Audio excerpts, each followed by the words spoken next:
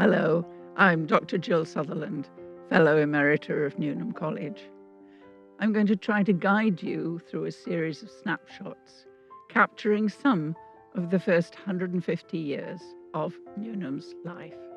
It's a story of ambition, courage, persistence, a great deal of hard work, and sisterhood.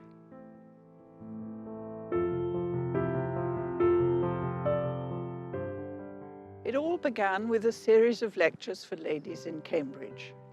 Almost immediately, it became clear that accommodation in the city was needed. A house was leased overlooking Parker's Piece, and there in 1871, 5 students and Aunt Jemima Clough began what became Newnham College.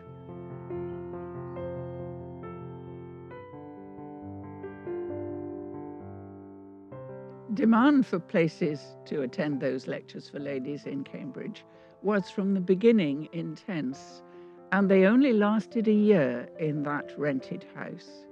For the next 2 years, they were able, owing to the generosity of St John's College, to move to Merton Hall, which is the house behind me. There, they were happy for 2 years, enjoying not only the house, but also the gardens. The college leased a piece of land from St John's College and began to construct its own building. The first students moved in there in October 1875, coexisting with the builders who hadn't quite finished at the very first. The most recent building on the site of Newnham College was the Dorothy Garrod building, opened in 2019. The experience of the women in the First World War was a difficult one.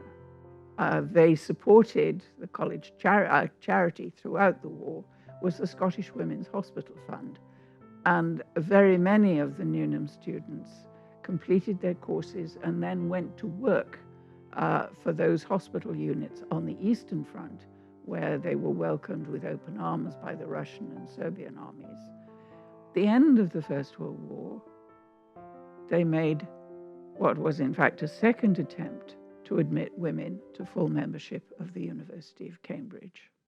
Sadly, that vote in 1921 went down to defeat, and undergraduates celebrating the defeat of the women swarmed over to Newnham and did a great deal of damage, including destroying the lower half of the bronze gates, which had been constructed as a memorial to Aunt Jemima Clough.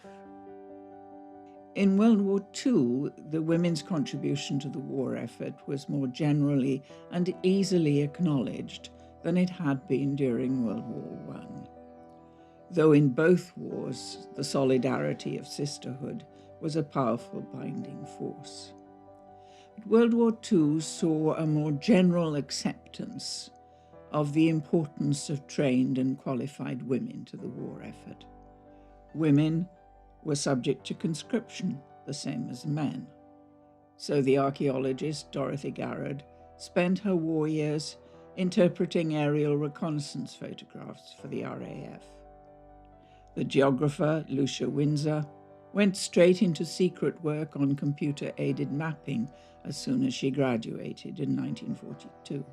The anthropologist Camilla Wedgwood, a lieutenant colonel in the Australian Army, was dropped by parachute behind Japanese lines in New Guinea in 1944.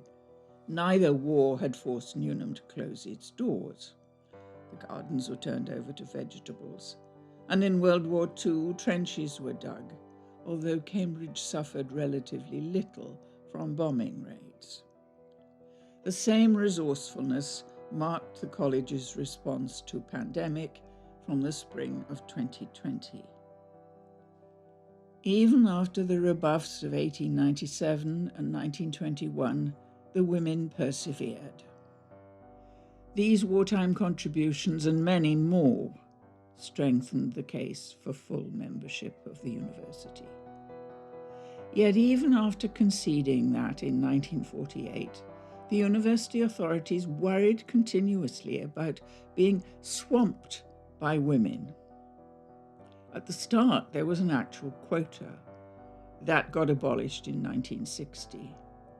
But the university authorities clung on to the right to limit numbers of women till as late as 1987. Cambridge was the last university in the UK to admit women to full membership.